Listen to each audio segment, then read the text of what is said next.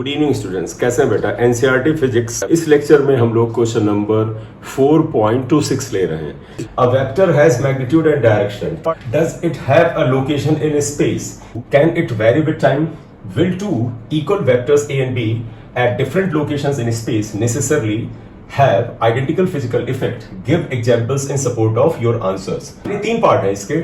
a vector has magnitude and direction, does it have a location in space। नहीं बेटा, किसी vector को अगर हम इस तरह से दिखाते हैं, इतने ही मैग्नीट्यूड का वेक्टर अगर मैं यहां पे खींच दूं और इस वेक्टर को यहां से यहां शिफ्ट कर दूं तो आप इसकी लोकेशन को शिफ्ट कर सकते हैं।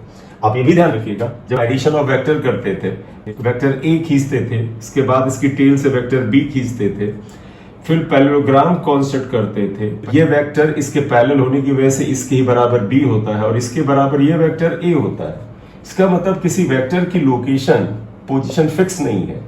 यहां पे भी ए दिखा सकते हैं, यहां पे भी दिखा सकते हैं, बी को यहां पे भी दिखा सकते हैं, यहां पे भी दिखा सकते हैं। यानी किसी वेक्टर को उसी मैग्नीट्यूड और उसी डायरेक्शन से आप शिफ्ट कर दे तो उसकी लोकेशन चेंज हो सकती है।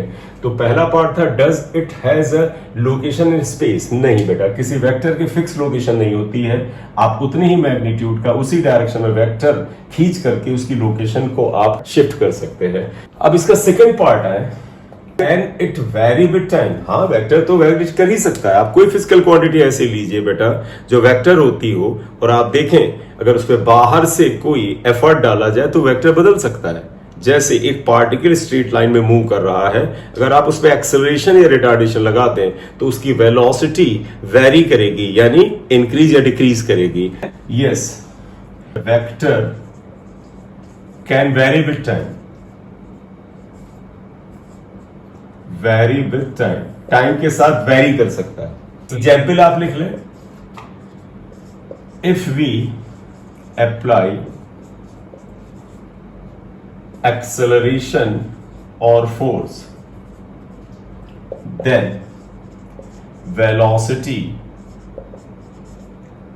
विच इज अ वेक्टर क्वांटिटी, जो कि वेक्टर क्वांटिटी है, वेरीज। थर्ड पार्ट देखिएगा बेटा, will two equal vectors A and B at different locations in space necessarily have identical physical effect. मतलब ये कहते हैं दो वेक्टर ए एंड बी हैं, इक्वल वेक्टर्स हैं, मतलब ए और बी दोनों इक्वल वेक्टर्स हैं।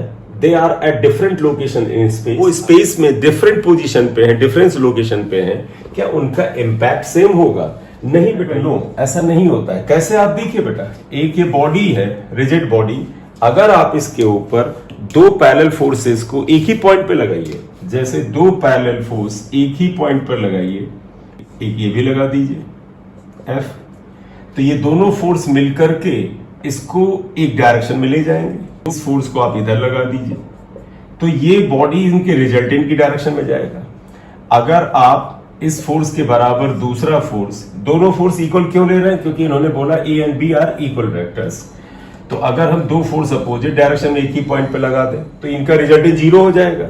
लेकिन बेटा अगर दोनों फोर्स, यानी ये फोर्स जो दूसरा दिखा रहे थे, ये इस पॉइंट पर अलग अलग लगा दें और पैरेलल लगा दें, ये इधर लगा दिया, ये इधर लगा दिया, तो ये और ये फोर्स मिलकर के इस बॉडी को इस डायरेक्शन में रोटेट कर सकते हैं, यानी टॉर्क दे सकते हैं।